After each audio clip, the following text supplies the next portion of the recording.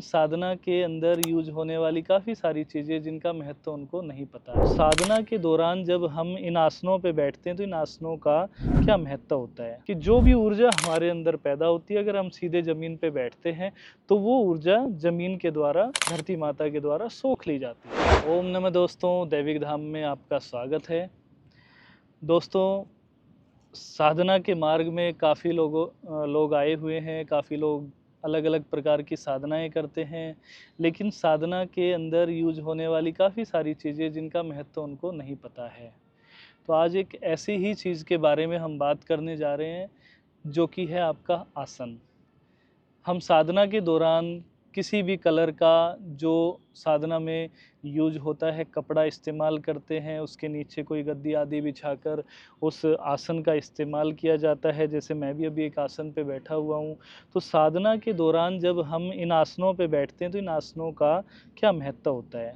सर्वप्रथम तो मैं आपको बताऊं कि जब हम अगर मान लो सीधा ज़मीन पर बैठते हैं तो हमारी जो ऊर्जा पैदा होती है, जब हम मंत्र जाप कर रहे होते हैं, मंत्र जाप करते करते हमारी सबसे बड़ी समस्या क्या आती है कि जो भी ऊर्जा हमारे अंदर पैदा होती है, अगर हम सीधे ज़मीन पे बैठते हैं तो वो ऊर्जा ज़मीन के द्वारा, धरती माता के द्वारा सोख ली जाती है। ज़मीन के अंदर वो ऊर्जा चली जाती है। जैसे कि ज़मीन पर मान लीजिए कोई पेड़ में या फिर किसी कंस्ट्रक्शन बिल्डिंग में आपने देखा होगा, कोई कॉलम बनाया जाता है और वो ज़मीन में छोड़ा जाता है। क्यों? क्योंकि कोई भी ऊपर से वाइब्रेशन हो या फिर बिजली गिरती है, बिजली के तारों को छोड़ के ऊपर ज़मीन में छोड़ते हैं, क्योंकि जो सारी की सारी एनर्जी ज़मीन के द्वारा सोख ली जाती है।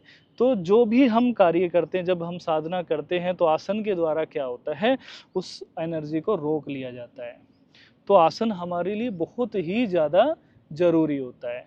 तो दोस्तों, ये आसन जो है हमारे लिए पूजनीय हो जाता है। ये हमारी रक्षा करता है, हमारी एनर्जी की रक्षा करता है ना?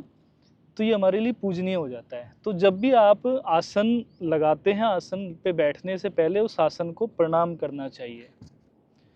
प्रणाम करके आसन को प्रणाम करो, अपने देवता के नाम से उनको प्रणाम करो और तब उस पे बैठो।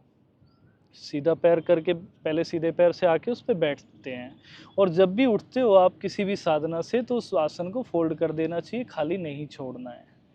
आसन का बहुत बड़ा महत्व होता है, इसलिए कभी भी साधना में आसन को यूज करें तो नए को इस्तेमाल ना करें। नया लाएं तो एक बार उसको साफ करके, धो के, गंगा जल से उसको पवित्र करके, उसका पूजन करके, जैसे हम माला को जागृत करते हैं, ऐसे ही अगर आप आसन को भी जागृत कर लेते हैं तो आपके लिए अति विशेष लाभ प्राप्त होता है।